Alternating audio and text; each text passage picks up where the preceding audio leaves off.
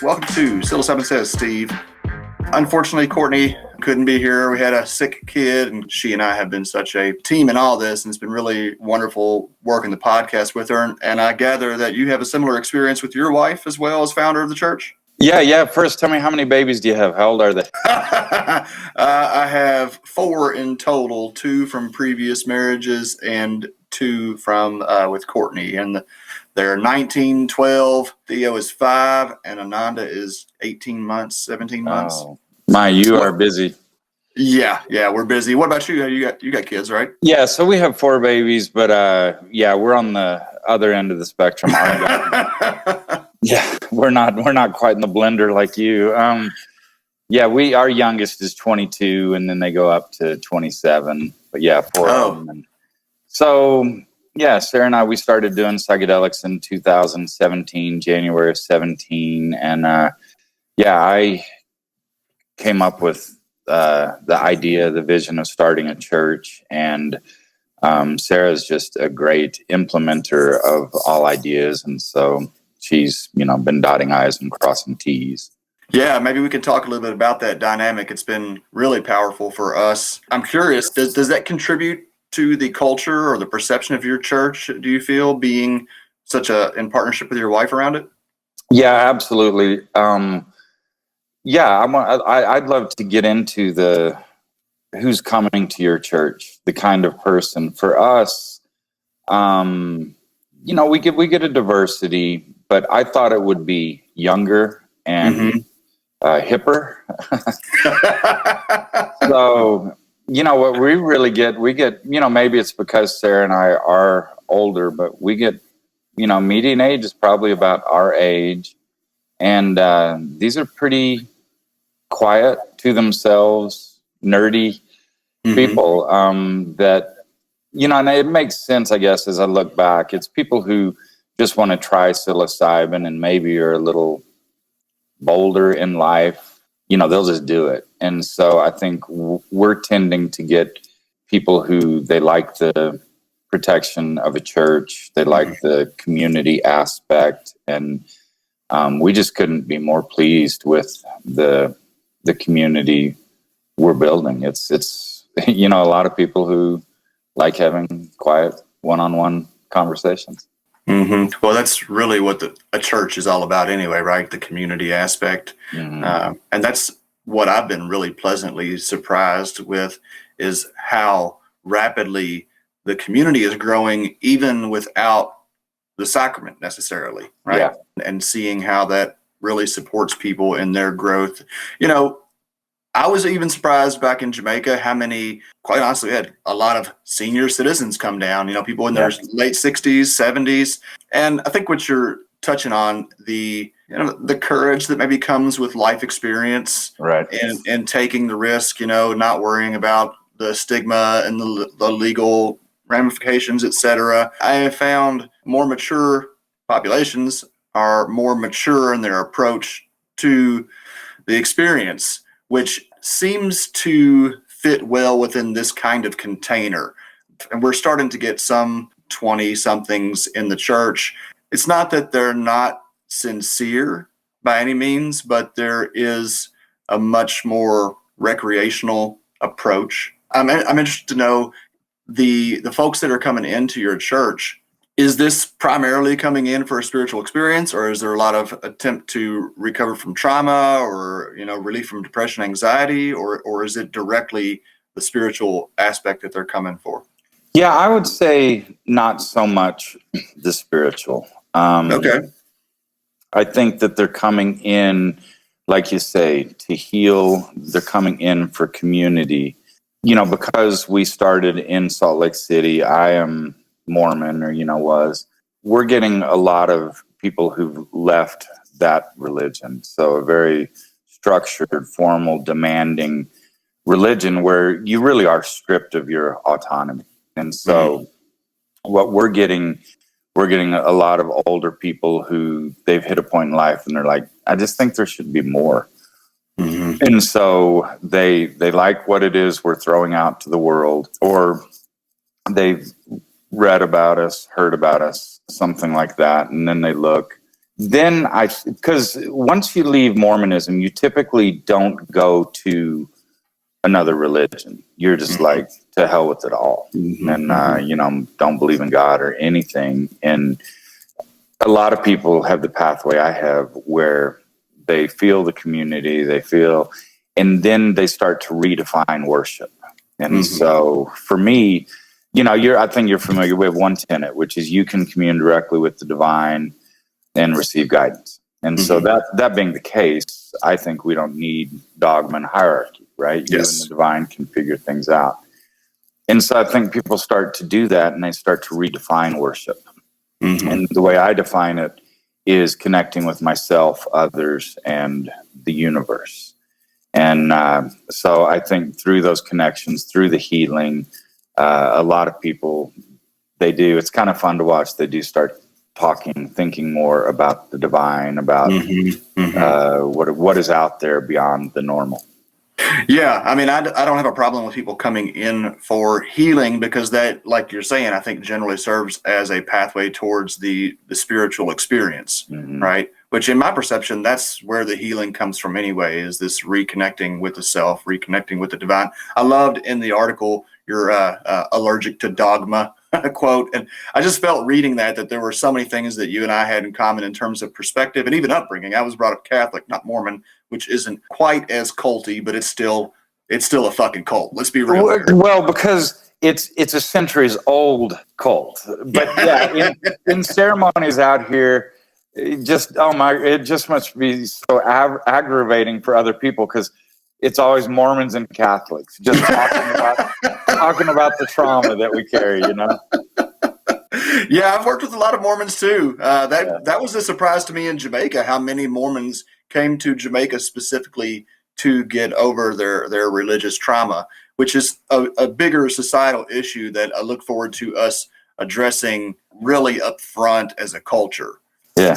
When you talk about this relationship with the divine, can you share how within the experience with the mushroom you find that connection? What's that really feel like, and what's that experience like for you? Yeah, so for me, it's very much how Michael Pollan described it, and how to change your mind, quoting William James, which one of America's great religious thinkers. It is, we encounter the divine in the mystic. And by definition, the divine is something extraordinary, non-ordinary. And so just for me, the very first time I entered that psychedelic space, well, you've been there. Probably everyone listening to this has been there. It was something unusual. It was something extraordinary. It was something magnificent and warm and interesting. And what I think the divine is, and again, we do not have dogma, so people can come up with that on their own. To me, it's all inside. It's in my subconscious, which is part of the universe. It is part of the divine. And this is how it manifests, and how it manifests for me. And also part of it is a lot of life we do go through reactionary. What we knew before, well, that's what we're reacting to. And so, like I said, I've had my spiritual autonomy and sovereignty stripped. Here is God. This is exactly what you will worship. This is exactly how you will worship. If you don't, then here is the glorious hell that awaits you. And so maybe it's because I refuse to give that away anymore. But if I have extraordinary visions, ideas, whatever they are, I give credit to myself for that. I give credit to my subconscious that, wow, look what my brain and soul just served up for me to see and deal with. That's beautiful. Well, what does your personal practice look like with mushroom? I wish I were a more disciplined person in all aspects of my life. I just never have been. And I think that my religious practice reflects that. It should be more methodical, but then again, everything in my life should be more methodical. What I do is do some sort of meditation every day, to try to get in touch again with self. I think of others. I think of the universe, and am I connecting?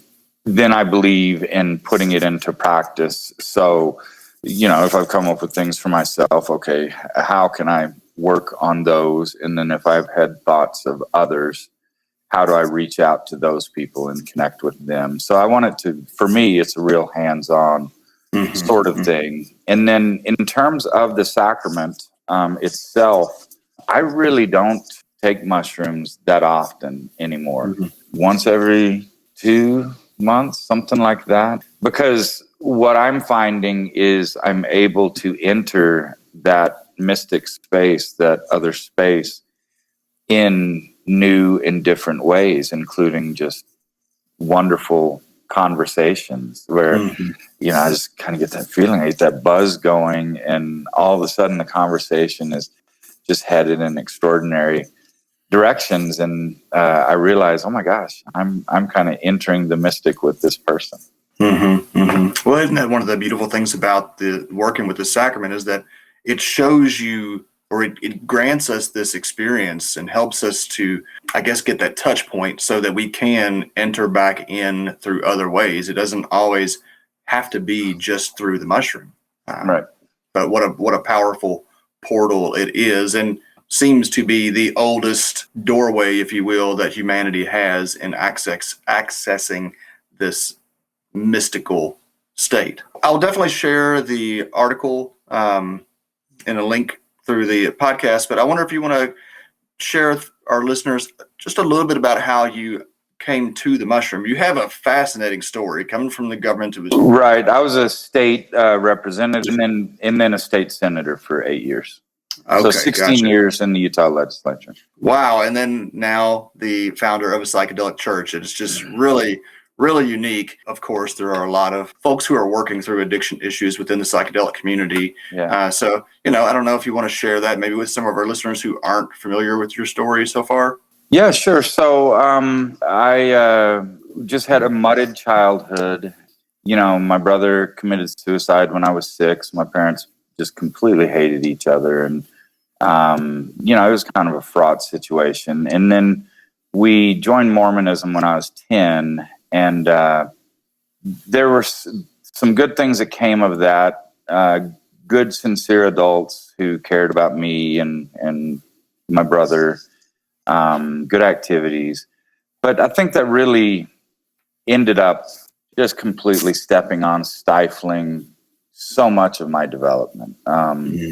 Moral, ethical, let's start there. If someone hands you the guide, here's what you're to do, and you just check boxes, well, you don't develop your own moral, ethical code. And we'll return to that in the story I'm telling now. And it just, I think it killed I was a very spiritual kid, and I think it killed spirituality. Spirituality isn't something that happens inside someone else's box. And so, like a lot of Mormons, I was high flying on social things, and, we are social people, and, we have our shit together outwardly in a lot of ways. Mentally, we, I think, lead the world in Prozac, but, because there is a lot of internal trauma that comes with the doctrine. You being a lapsed Catholic can understand that. So I got to a point in life where, I was doing some cool things in law. Family really was great, and doing the political stuff and performing at a high level on that. And then, I lost my faith, and that's tough in a cultish religion like Mormonism, because those are your relationships, that's your life. And so I kind of kept that quiet. And if you're struggling, anyone listening, find people you talk with, good people you can talk with. Don't lone wolf it. And so I didn't know what to do, so a lot of alcohol, a lot of nasty drugs, opioids, affairs, and attempted suicide. And I just was really lost and just falling apart in every little aspect of my life. I wasn't opening mail for like 8 months at a time just because it scared me. And, there was going to be something bad in there. Well, after not opening mail for 8 months, there's bad shit in there.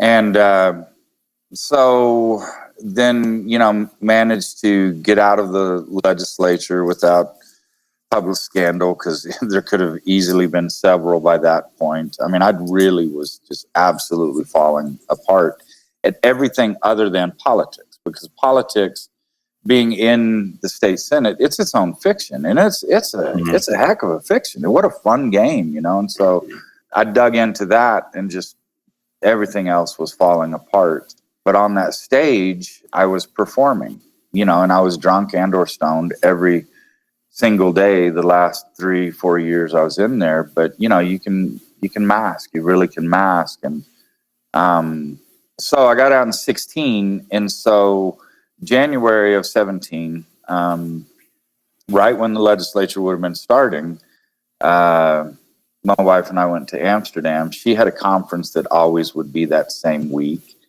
and she had sold that business. And we love Amsterdam. We're just there to hang out so that we wouldn't miss these other things. And I kind of yelped us up a shaman, and we did ayahuasca. And then everything you and your listeners know, we started to find God. I started to find real meaning and purpose and healing and happiness and the great community that can come with psychedelics. That's a lot of me talking. Please, your listeners, I'm sure, know it, and people who go to your church. But they all know my story, I do believe, and happy that we can weave those together. I think that we crossed paths, like I said in the messages, that I feel like you reached out to me when I was in Jamaica, like in 17 or something like that. I don't know. It's interesting to see a lot of the individuals who are kind of been involved in this world and continue to come back in and support each other in different ways. And I feel like our two organizations are support to each other, which is a beautiful concept to me, coming out of the for-profit retreat wellness model. It is an enormous relief to be building this nonprofit community. Yeah. That's what it's really all about for me. And that's what it has always been about, but not knowing how to execute. I actually started a church in 2015, right before I was arrested, or I got on the board with a medical doctor up in Indiana who was forming a church, but we hadn't really formalized our practice, and I got arrested for mushrooms and didn't really have a viable religious protection in place. And so that's when we moved or started going heavy into Jamaica, because it seemed like the only option. I mean, this has been my thing for 20 something years now.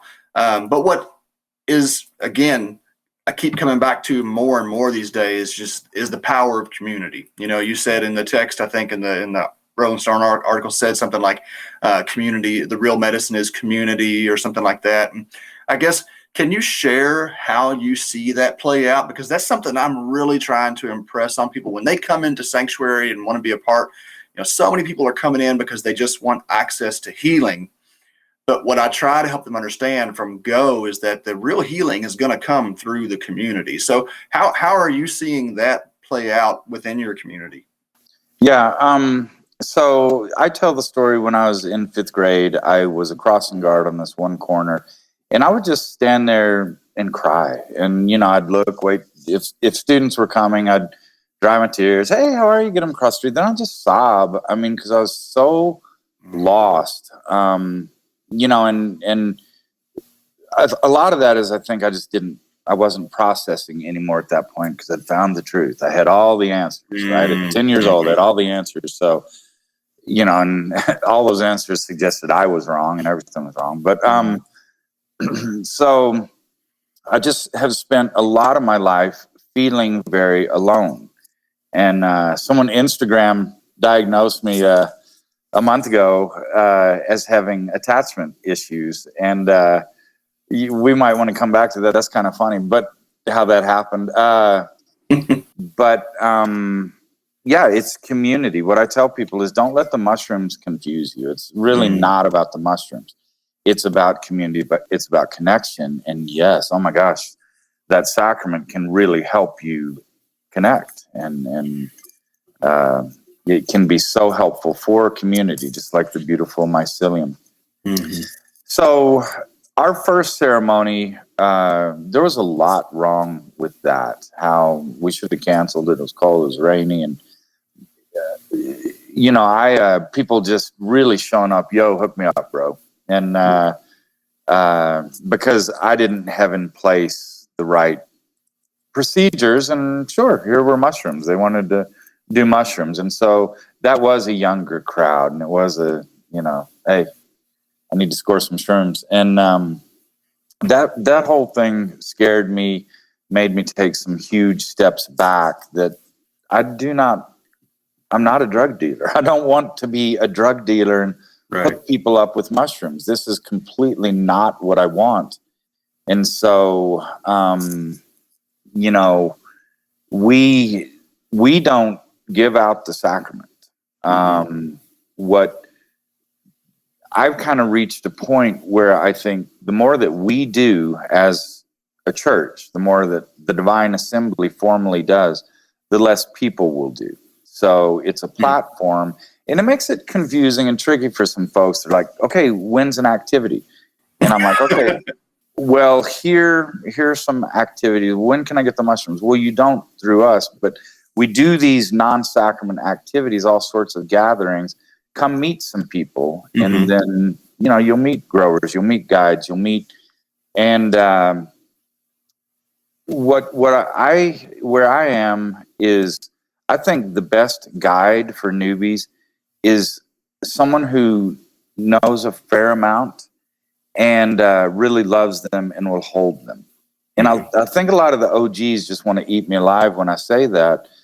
But if you're with someone who loves you and they've done mushrooms and they kind of know the space, they're gonna hold you better than someone with all the training in the world. And the reason I say that is because they know you, you know them. You're gonna have your conversations are gonna be more candid with them, and then also there's a natural follow up. I mean, so much what I see with these trained guides is, okay, well, good luck. Call us if there's anything. There might be a call, and I just think that the integration phase, the real integration, the holding, just happens a lot better when people meet organically than even if they go to, some fancy, wonderful retreat with super well-trained guides.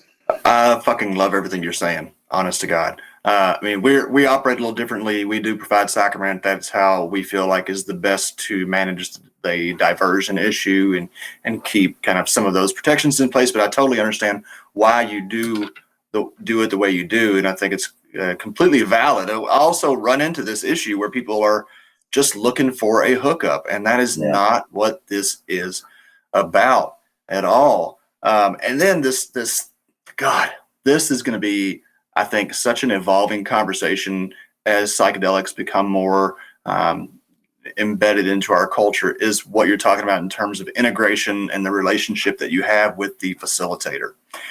Like, I love this because even in the professional psychedelic world, like you're saying, integration is basically a couple of phone calls or a couple of therapist sessions where you recount the experience. And what I understand as integration is your life practice post mushrooms, and that such a big part of that is the community that you're involved with. And so, if you're working with people that like they know you, they care about you, they want to see you grow and improve, not just because you're a client of theirs, but because they have a vested interest in your personal development, then everybody is invested more fully and everybody's going to get a greater return. So the concept of building the community before getting access to the sacrament is right in line with what we're doing. And we actually, when we started the church, we kind of started with the retreats like we did in Jamaica, kind of, this is what we know, this is what we're going to do. And we found pretty quickly that there's definitely value to that and there's benefit to it, but there's kind of there's a disconnect that doesn't feel right. We would have people come on retreat and they'd be, involved with the church up until the retreat, and then after the retreat, they're like, okay, cool, I got my mushrooms, I'm gone. And that's just not what we're trying to facilitate. Mhm. You know. So what about the stigma? You guys, being there in Utah, I'm assuming, I don't know what the majority of your members, are they from in Utah? I'd say the majority, but we're kind of all over. I said the other day that we have members on every continent except Antarctica. And someone sent me a message. He said, I'm going to be down there in February. He said, I'll represent Antarctica. But how do y'all manage the stigma there locally, especially in such a Mormon dominant community? Are people just quiet about their membership, or have there been any issues? Salt Lake City especially is fascinating, and Utah is becoming more fascinating. It really is a situation of very dominant culture, which breeds strong counterculture. And so Salt Lake City is one of the gayest places in the nation, in the world. Really? Surprises you, right? Surprises a lot of people. So it's very progressive, and the counterculture is alive and well in Salt Lake City. So the Rolling Stone article, Cassidy Rosenblum, the writer, she showed up, and day one, we'd been talking a lot on the phone, but I wanted to wait till she got here to drop this bomb on her. I said, I think you're coming out to write a story about a has-been politician who took psychedelics and changed his mind. I said, that's a pretty boring story. And so she was kind of pissed, and I said, but here's an amazing story. So I kind of laid out that in this weird soil of Salt Lake City, where you have a dying, decaying regime, Mormonism, out here we're isolated in a lot of ways, culturally, socially, geographically, with COVID, and we're just kind of figuring out stuff on our own. And the OGs in the community in psychedelia, the ones who might tell people, no, don't do it that way, do it this way. Well, a lot of them are Mormons, ex-Mormons, where they pick up the vibe of, like me, they don't want to be told what to do, and they don't want to tell other people what to do. So when I started, becoming more public with Divine Assembly, I met a lot of the OGs. They're like, hey, you want to get coffee? And, I could tell that the question that some of them asked, but the others didn't quite dare ask, but they're like, what the hell are you doing? And are you going to screw this up for all of us? And, Yep. But it was a very gentle thing, where... No, it was where. No, I got it too, man. In Jamaica, people, I would get, reached out to by, long-standing members in the community, and they had this same kind of prying, like, who are you from Kentucky to come and fuck up the thing we've been trying to work on for however long, But so, the OGs out here are very hands-off, and their guidance is gentle and open. I mean, like Divine Assembly, I'm like, do your thing, just be safe, don't hurt people, and be sincere about it. And that's kind of how they are with psychedelics. And so that just creates a place where there's so much experimentation going on. I'll tell you what's funny is I think that a group of ex-Mormons really is going to make a big impact on the United States, maybe even the world, in drugs and sex. You just have some interesting things going on in those areas for people who have just been the answer to both those for so many people is no, right? No, don't. And so now that no is no longer the answer, you have a bunch of adults recalibrating and redefining some things, and it's absolutely fascinating. So the stigma, among a bunch of active Mormons, it's like, okay, it's all this drug stuff. But there's a big enough crowd where, even people who aren't doing psychedelics are interested in it. I mean, I went down to my old stomping grounds. My Senate district was southwestern Utah, very, very politically conservative. And so one of the most conservative parts of southern Utah, I was going to speak to the Rotary Club, and I figured, all right, this is the president of the Rotary Club. He obviously has some interest in psychedelics. He's heard about them, whatever it is. he's out of touch with his membership. I'm going to go and talk to these people. They're all going to be giving me the stink eye. And, former senator now leading a mushroom church. They're not going to like this at all. And I only got the stink eye from one guy there.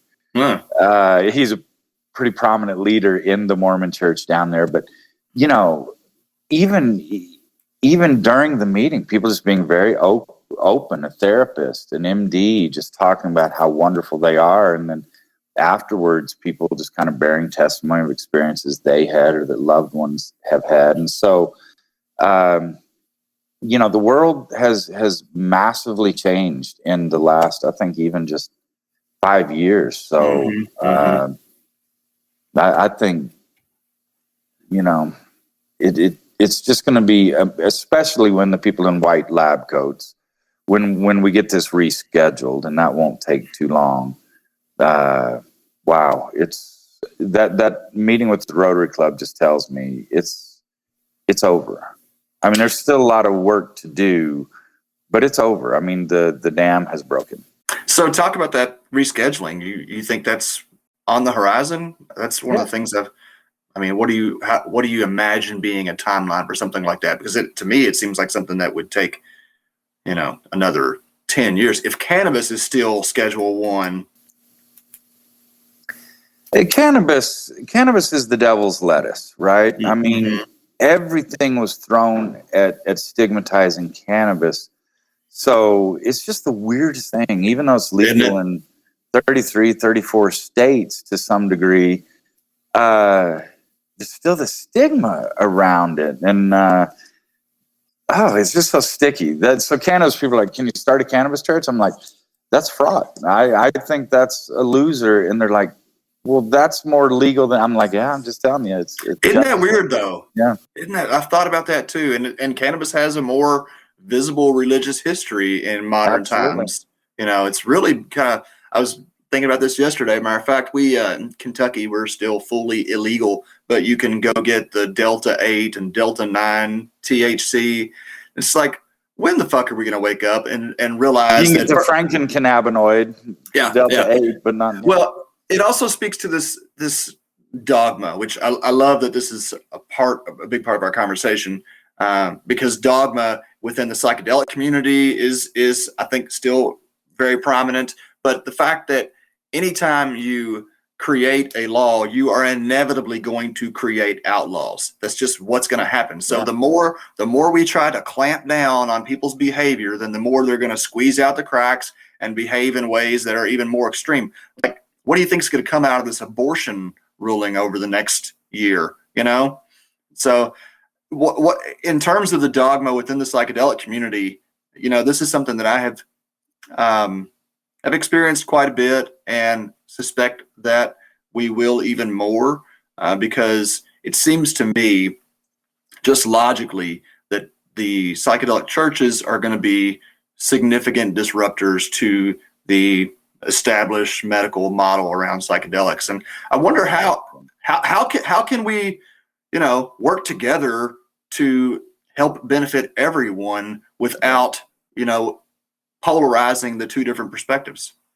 Yeah. So you might have to pry me down off soapbox on this one. I might be trying to prod you up there. So I teach at the University of Utah Medical School. I teach health policy. Okay. And so these are very advanced students, medical students, PhD students in public health. So you can really have some robust conversations. You're not going to scare that group.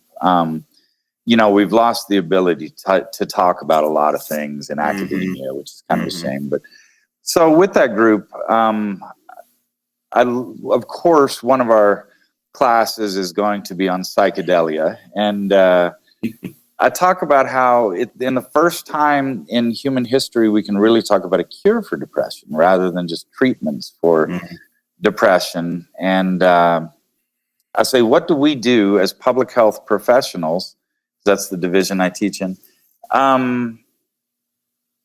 We're supposed to follow the evidence more than anyone else, right? I mean, evidence does not scare public health professionals. I mean, the essence of public health is piss and shit. I mean, you separate people's piss and shit from their drinking water. That's a great start in public health. I mean, we deal with worms. We deal with all the nasty things in humanity. Well, what do we do about the nastiest thing of all in academia? God. That other than theology, well, and I guess at your, religious schools, we've stripped God talk out of academia. Okay, when 70% of the people who are being cured of their depression want to immediately talk about God or the divine, what are we going to do as a profession that has trained ourselves? We don't want any God talk. Yeah. So this is fascinating. But to get back to your earlier question about rescheduling, I think it's the Johns Hopkins work, phase 2 fast track. I think it, COVID, who knows what that's done to everyone's schedules. But I think we'll look at 2024, where it'll be, because Schedule 1, of course, means that there's no medical benefit. There's no beneficial use of this. And the first time they find through a study that there is, you have to reschedule. Well, but cannabis is still not rescheduled because they haven't officially found medical benefit or acknowledged. Well, I mean, it's just so ridiculous. So, do you know the name Dr. Sue Sisley? No. I just love Sue. She is mostly out of Arizona, and she's been working to treat and study veterans with PTSD and cannabis. She's been trying forever, has had FDA approval, but the problem is you buy your weed from the DEA, so you get shit weed. They're not good growers. You could just pluck anyone off the street in Humboldt County, they'd grow better than the government grows. And so they haven't been giving research quality yields. So that's been. But now I see Dr. Sisley, she's a licensed federal grower and can provide for studies. So Sue will not take no and hell no for an answer. She's just amazing. And so now that she is becoming a provider, it seems to me, I only saw, a little article on it, and research quality cannabis will be more widely available. Maybe we'll start to see those medical benefits, which, oh my gosh, yeah, of course, they're legion. Anyone who uses that magical plant knows. Yeah, for sure. All right, so though I want to keep going back to this God in medicine. That is going to be such a important thing for us to explore. Oh, hey, before you do, there was one thing I meant to say there. Sure. With the medicalization of psilocybin, this is something that my students know very well. We talk about this in all aspects of medicine. When something is medicalized, it means only a very limited part of the population receives it. And so this is why it can't just be medicalization of psilocybin, because that mostly means that affluent white people will have access to it, and the therapist and all the things that cost money.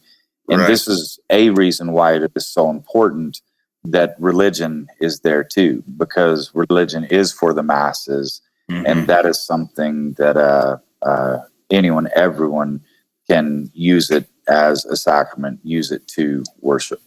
Yes, and I think there's an important tie-in to what's happening in Oregon as a precedent that we can bridge from and off of this kind of God in medicine topic, because it seems to me that that's the inevitable direction that we'll go when the research shows that the mystical experience is, a significant portion of the healing that's received out of psychedelics.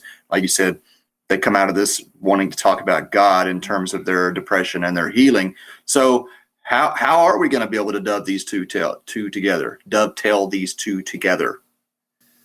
Well, I think the medicine is going to happen. I mean, there's like we were just discussing, it's still very difficult to study cannabis. It's getting easier and easier to study psilocybin and other psychedelics because they didn't have all the stigma that was thrown at cannabis. And I think the way to dovetail them is you push, I push, a lot of other people push. Religion in America, it receives a lot of protection. Contrary to what evangelicals and Mormons and others want to say, nothing other than abortion, or anti-abortion, I should say, receives the protection of religion. And so religion is something that true religion, people have never asked permission. It is something that is going on between an individual and the divine. And so people push on that and don't ask for permission. I'm sure you've had a lot of sleepless nights going over the IRS criteria of what a church is, those spiritual giants at the IRS, and going over what the DEA will allow for religion. And, okay, yes, maybe I could do this. No, this doesn't fit with my view of my communion with the divine. Sorry, IRS, you did not include a category where my divine and I fit in. And so it's you're doing this at some peril. I'm doing this at some peril. Our members are doing it at some peril. And I think that the medical stuff should happen, and it's great. It's great when the people in white lab coats give the seal of approval. Religion is just, people like you and me just pushing forward and trying our best, making some mistakes, learning and doing better. Well, I love that you are pointing out the mistakes you made, just like in that first ceremony you talked about, and even in your past. That's I think that is a telltale sign of a leader worth looking to. And probably like myself, you might not necessarily consider yourself a leader per se, because everyone is their own leader within this space, right? But it is important that those who are sticking their neck out there are setting the right example. You talked about the psychedelic gurus that have come up in Utah. And, if there's anything that's actually given me a sleepless night, I think it's more so concern about that other people who maybe are attention seeking or looking for a workaround and maybe aren't the most sincere, or are wanting to have some kind of, imbalanced power over others, could really set a bad example for what a psychedelic religious practice looks like. Yeah, that is the thing that keeps me up most is psychedelics work to heal us, to connect us, because they help get us in such a vulnerable state where we are massively subject to ideas, impressions, and those can be good or bad, right? And so if there's a guide there who really wants to insert himself, women do it too, it's mostly the shitty men, but where they want to insert themselves and become, you see this so much that it's my guide. Well, no, it's probably the medicine. Sarah and I were very fortunate. This Yelp shaman, the shaman that we got when our first two experiences, she was just dead set that it was all the medicine. She was just there to help. Do we want her to sing? Do we want the smoke? Do we want the feathers and all that? And I'm like, oh yeah, give me the works. And Sarah, she's over on the other side of the room. She's like, give me the medicine and please do your best to leave me alone. And so that didn't offend this guide at all. And then we came back to Utah, and I was subject to some shamanic abuse. And because I didn't know, I'm like, okay, well, I guess this is just how it goes. This feels wrong. In my experience, this person doesn't deserve to be abused. This person doesn't deserve to be yelled at. And I think this pendulum that he's swinging for answers, that feels like bullshit to me. But I don't know, maybe this is the space. And, then I just got into some better hands, and I realized, oh no, those were just controlling assholes. That was shamanic abuse.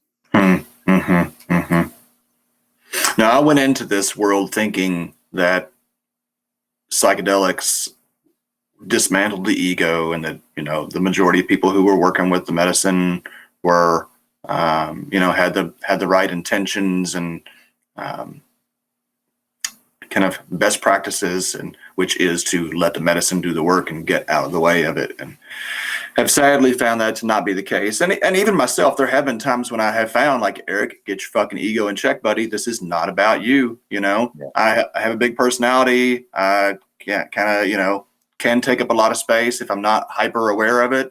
And I think that's something that's really crucial that we talk about as practitioners if we're going to help people really get in touch with themselves, because again, that is really what it's all about. Yeah. So let me ask you this. So if a member of my church, your church, were to get a visit by the popo, and they were to be arrested for possessing psilocybin,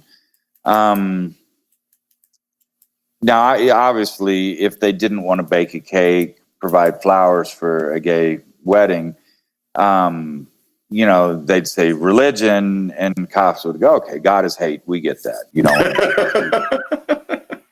Cool. We'll take your word for it. But right. They will really probe our churches. Are these really churches? Is the sacrament central to these religions?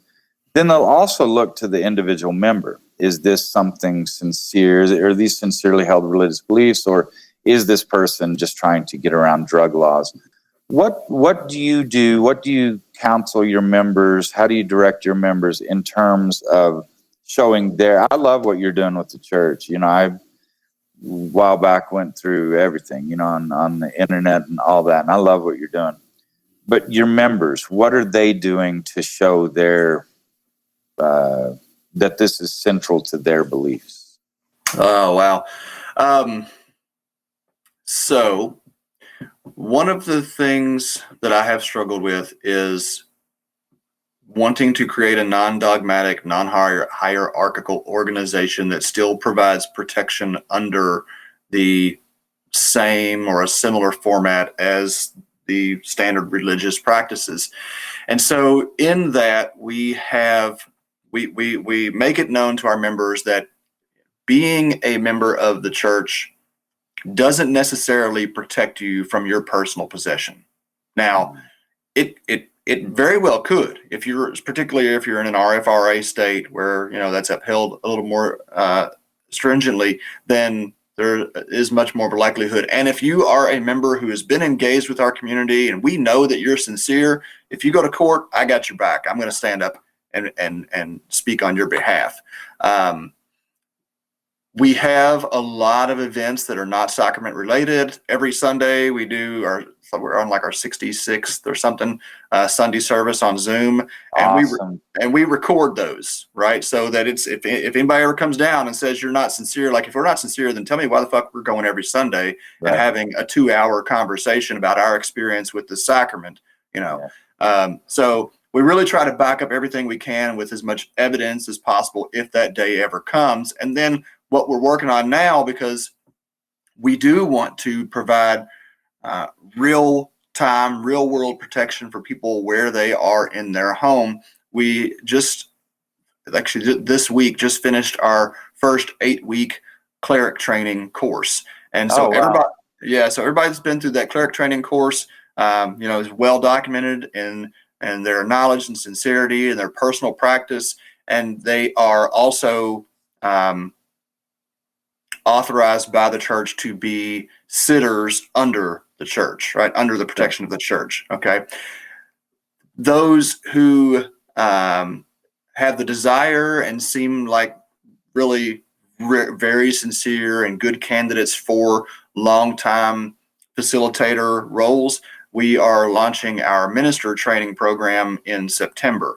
So we will be able to ordain individuals after that. It's going to be a 10-month program, because I really, my experience in the psychedelic space is that while the vast majority of these experiences are very manageable and the medicine does the work, there is a 10% outlier where some real harm reduction is required.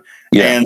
And They need someone with degrees and training and yeah. Absolutely. So that's what the 10-month program is all about. And then, so for instance, we have set up an organization in Texas. We have a sanctuary, Texas, and there are a couple of folks down there who are likely going to be ministers. And then after their 10-month training in the ministership, they will be able to administer sacrament under the protection of the church. So whoever is there within their ceremony is fully protected.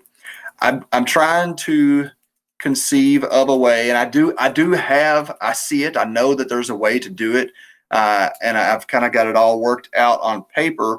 Our board is, maybe a little more cautious. I am not risk averse whatsoever, and they kind of keep the reins on me a little bit so that I'm not just giving everybody the protection and permission, which is what I would ultimately, not everybody, but I would like to make it much, much more readily available. So as we get these first kind of maybe couple of years under our belt where we are kind of passing the torch in a documented, kind of traceable way that all these people, then there are some programs. I don't know if you're familiar with the designation of extraordinary ministership. I'm not. So within the Christian faith, there is a what's called the extraordinary minister, and where this comes into play is when the needs of the congregation exceed the capacity of the administration or of the ministry. Right? Clearly, the needs of our congregation exceed the capabilities of our ministry. So it's within our right to ordain anyone that's a member of our church as an extraordinary minister who could, the one stipulation that I would like to have over that in the immediate is that they can only self-administer. I think this is a route for end-of-life treatment. I've worked with a lot of stage 4 cancer patients and people terminally ill, and here in Louisville, we have already designated a couple of stage 4 patients as extraordinary ministers so that they can self-administer sacrament. And all we ask that they do is document how much and when they consumed, and just a brief kind of synopsis of the experience. Because if anyone ever comes in on them, I want them to have documented proof that, this is my sincere practice. Here's my diversion. I know that I've only used 5 grams out of the 50 grams that I have or whatever.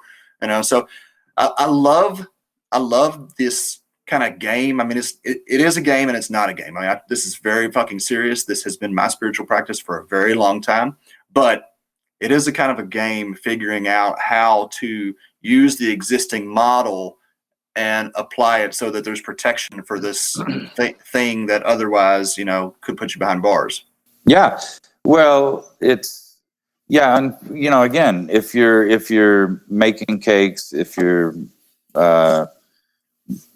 arranging flowers for weddings, you don't have to worry about it. You're just like, my God hates gay people. I'm not going to do it. And in courts are like, okay, cool. We have to, whatever you want to call it, a game or strategy. We can't. Yeah, we have to be thinking about the IRS. Mm-hmm, we have to be thinking about DEA. We have to be thinking about. Do you have any thoughts around requesting a CSA permit from the DEA? What have you been advised? There's no such thing. Exactly, right? There's no such thing. I mean, it's ridiculous. I just think it's fraught. I mean, once you start that process, then have you created? They won't ever finish it. They won't ever grant you an exemption because they have no power to do so.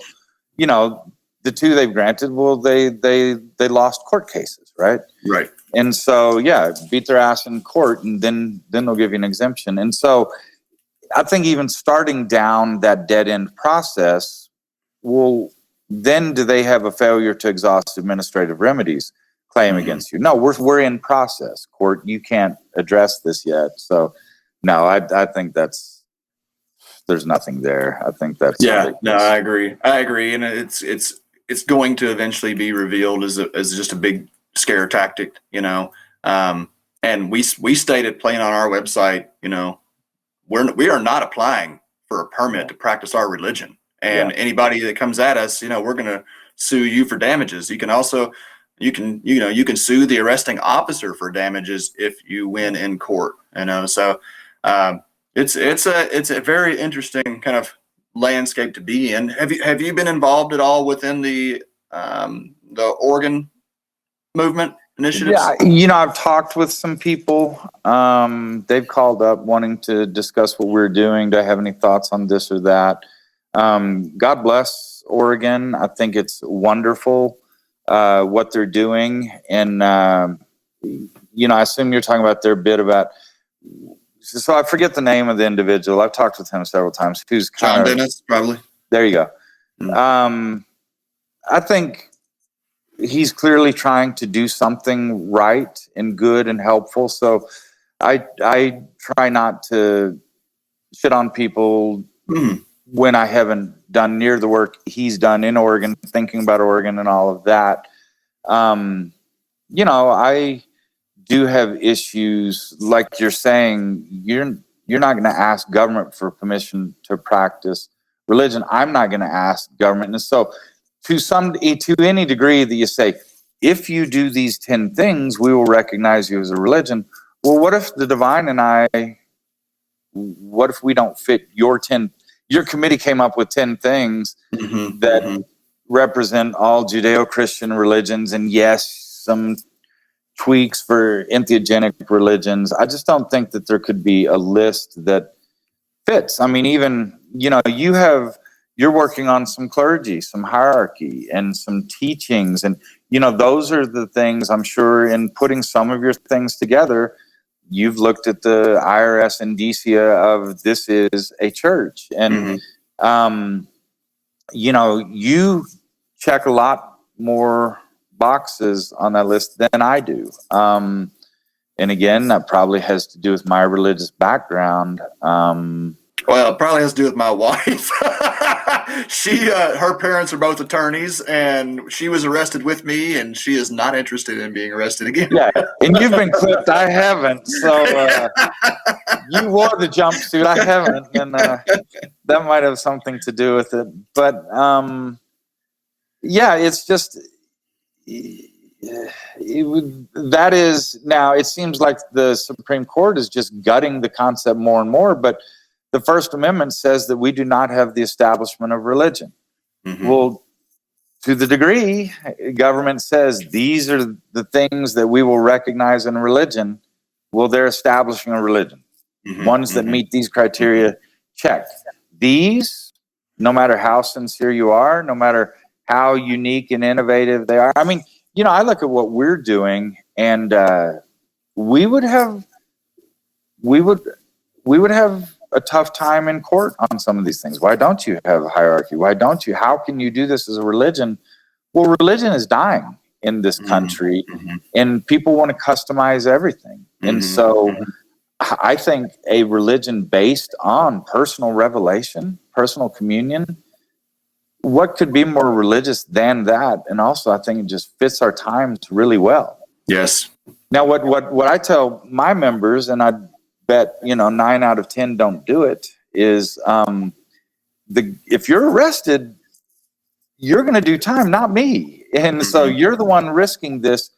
So what I suggest to members is, if you're just sitting, there being persecuted, prosecuted, man, that's scary. Rather than prosecute you, let them prosecute your religious code. And so what I do is I have a rather extensive document saying, these are the things I used to do. And I honor that person who got me to this place. He was trying his best, but I'm not particularly proud of these things. I don't think they're healthy. I don't think they're good for me, other people. So I won't do these things anymore. And I point out that all of this comes through communions with the divine.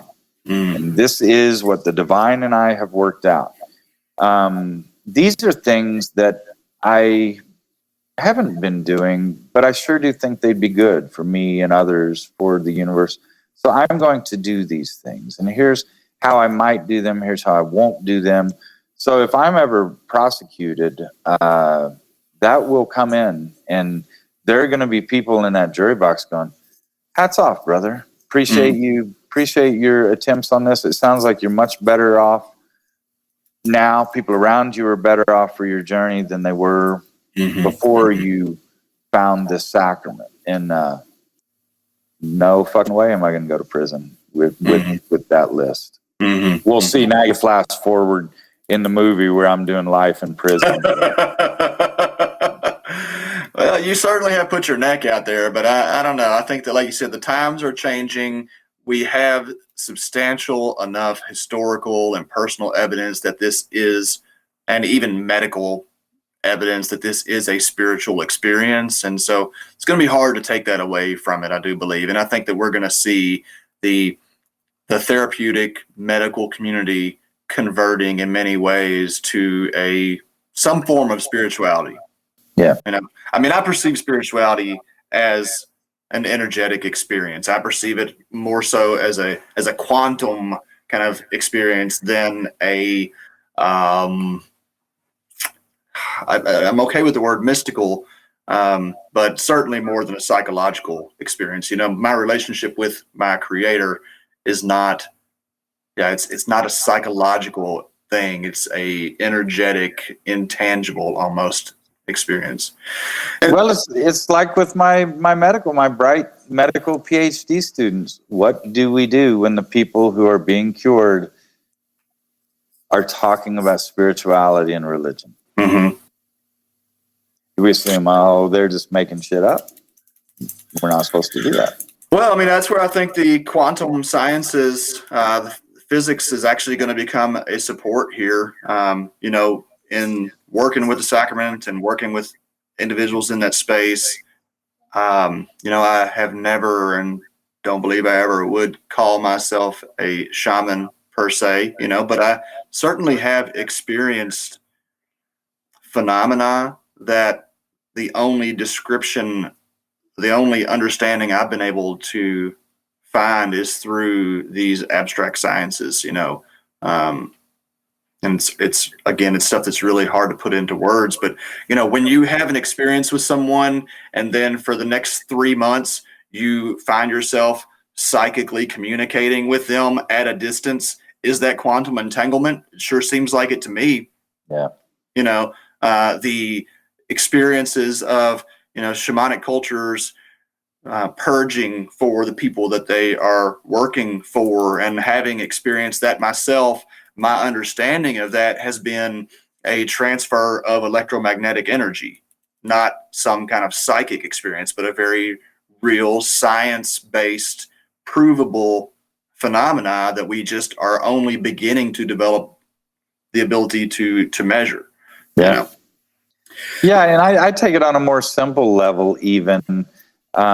If people get into psychedelics, if they go to, one of our churches and their life improves, their attitude improves, their mental health improves, the way that they treat other people and expect to be treated improves, at some point that becomes evidence. Oh, for sure. I mean, that's really what all that abstract stuff is. It's interesting to explore, but what really matters is the personal improvement that individuals get from the experience and the community. Yeah. And that's where I, again, like, just kind of to touch on Oregon, because I do think that it's important.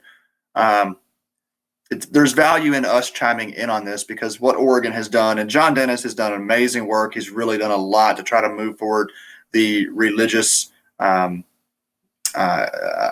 perspective there around psychedelics and psilocybin in particular. But, Oregon basically ruled that the religious practice has to be treated like a therapeutic practice. So it's going to cost around $250,000 for a church to open in Oregon, which is baffling to me that the more progressive states, that's one of the greatest ironies here in Kentucky, as one of these very hyper conservative states, that we are actually the ones who are more protected to approach this through a sincere religious practice than the more progressive or liberal states. It's just kind of an oxymoron, Yeah. Well, and it's interesting. I think it's no coincidence that Divine Assembly was birthed in Utah, is doing well being based in Utah. Utah is largely run by weird ass religion that doesn't want government taking a close look at it. Right. And so, to any extent, government takes a close look at my religion. Well, that sets precedent. All right, government, take a close look at that other big religion, right up the street, sitting on a mountain of money.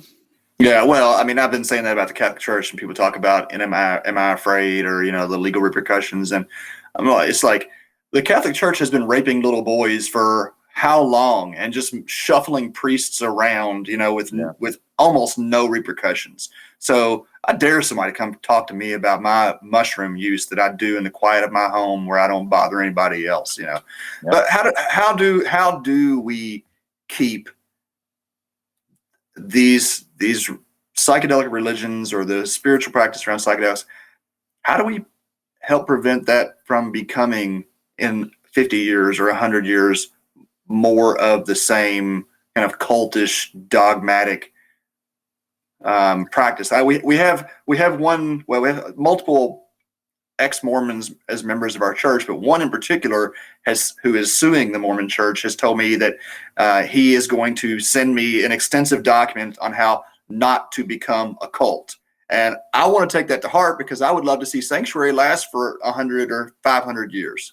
Yeah, introduce me to that person. Since that person has taken a good look at it, I'd like that person to look at what I'm doing in Divine Assembly. So what we're doing is, it is a platform for individualized worship. And people can worship on that platform however they want, as long as they're safe and sincere. But their dogma, their findings, their communities, they don't apply to anyone else. And that includes me. And so no one can really speak for the Divine Assembly in that, we believe this, other than the one tenet. And, a member of Divine Assembly has to do this, can't do that. So that's where, again, it could present us problems in a courtroom, because it lacks the bureaucracy, the intermediaries that courts typically are looking for in religion. Well, who stands between the worshiper and God? Someone has to stand, and to us, no one does.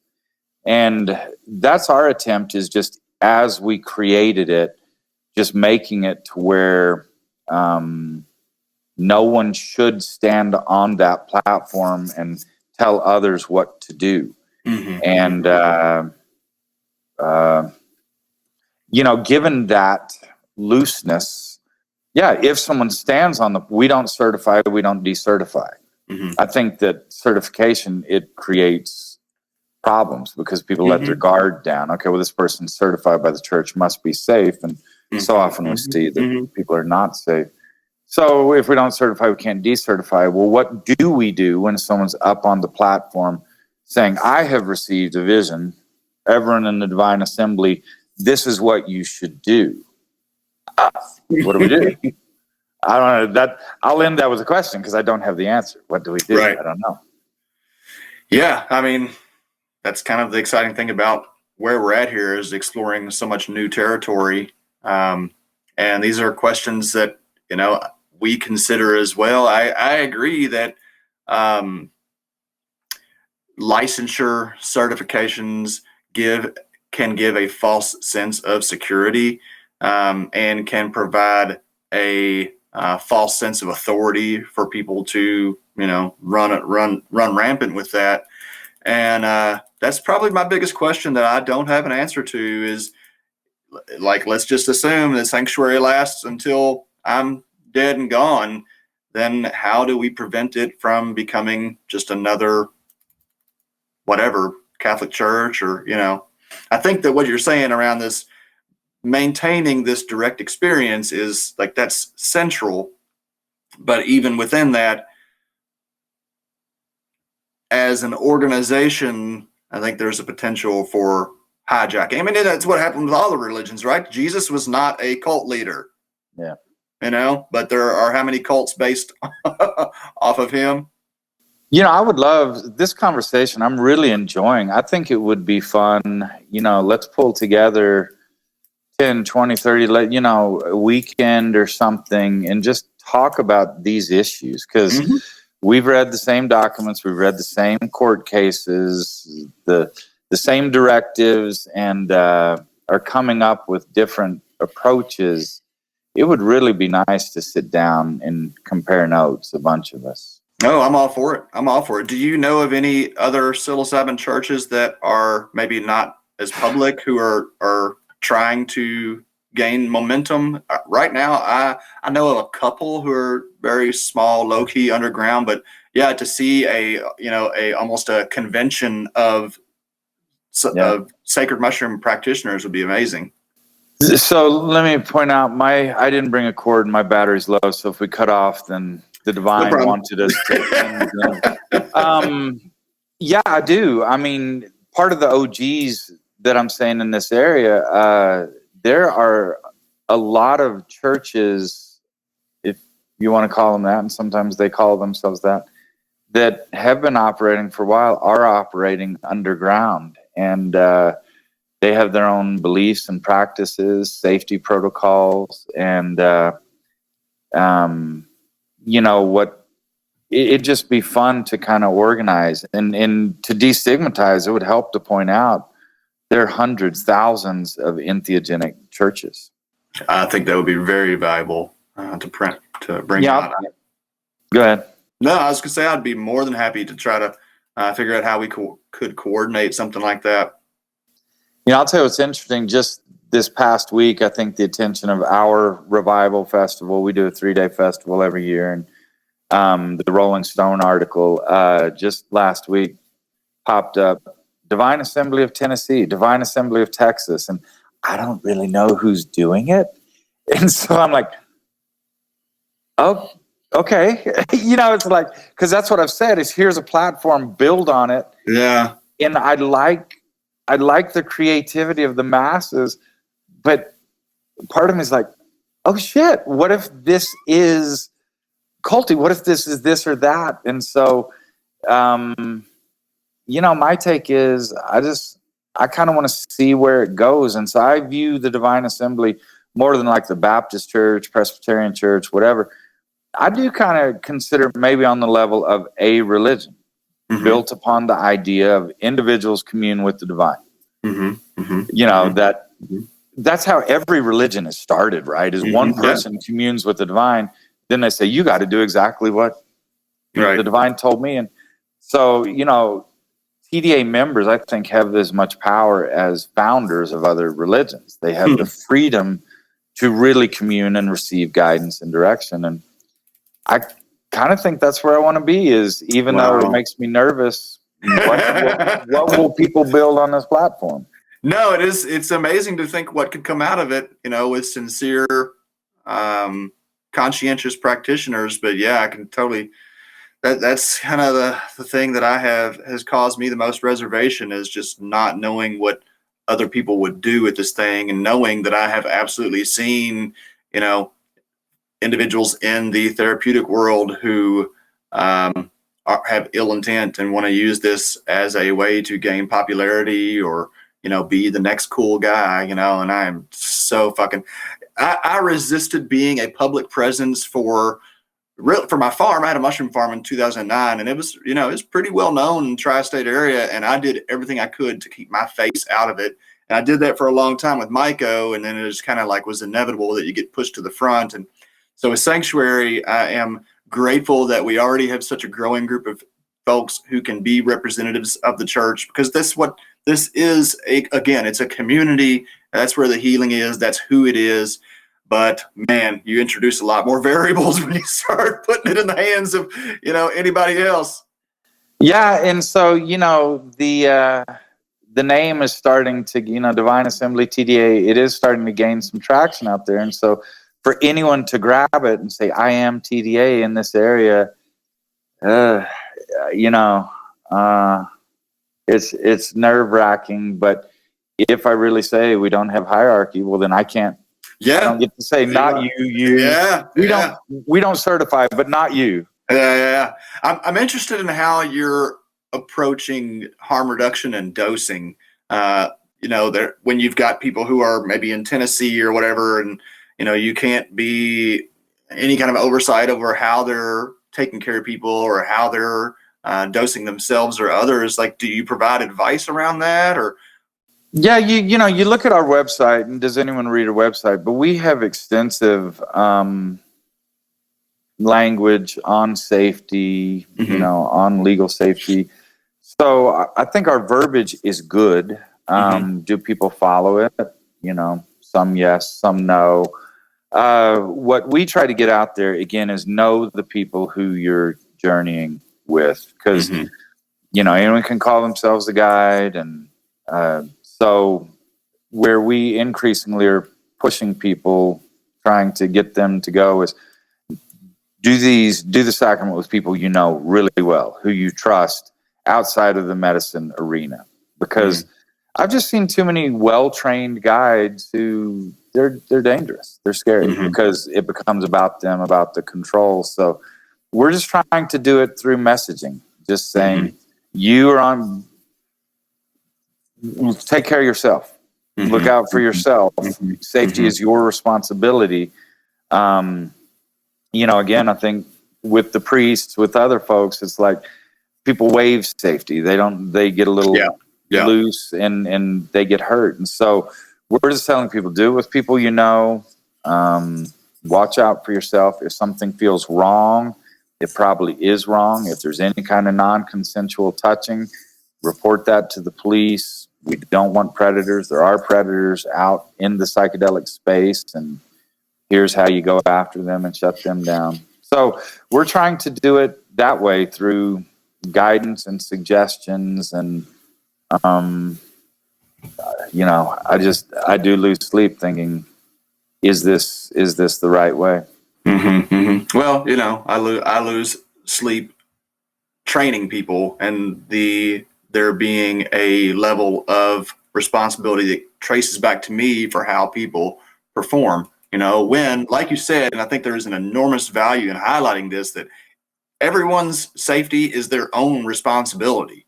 And if you're going into a situation blind or naive, that is on you ultimately. Yes, the practitioner should be, their behavior is their responsibility as well, and everybody should be held accountable for that. But I think there's a tendency, particularly in the world where with the certifications, to take the onus off of the individual who has put themselves in a situation, Yeah.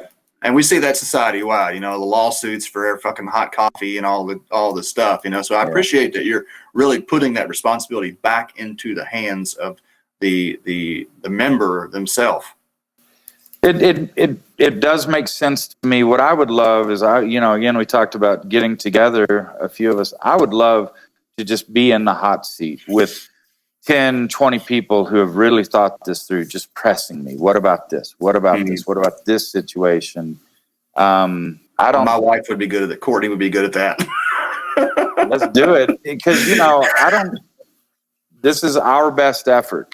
And I don't know if it is the best effort, and I'm sure we will learn and progress. And I'd rather do it being pressed by people of goodwill beforehand than learning through tragedies and bad experiences of individuals. For sure. No, I appreciate that from go. I mean, you've already shown yourself willing to acknowledge the areas that need improvement, mistakes that are made. That's also been something I've tried to be very upfront about.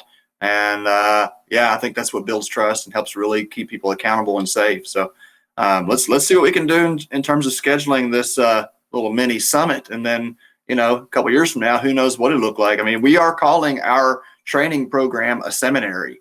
And that's what I hope to see as we eventually have our own private property that we're working from, instead of leasing Airbnbs and whatnot. I want to see a situation where people can come in, multiple times a year and train and experience and learn from each other. Just a university of applied psychedelic knowledge and experience.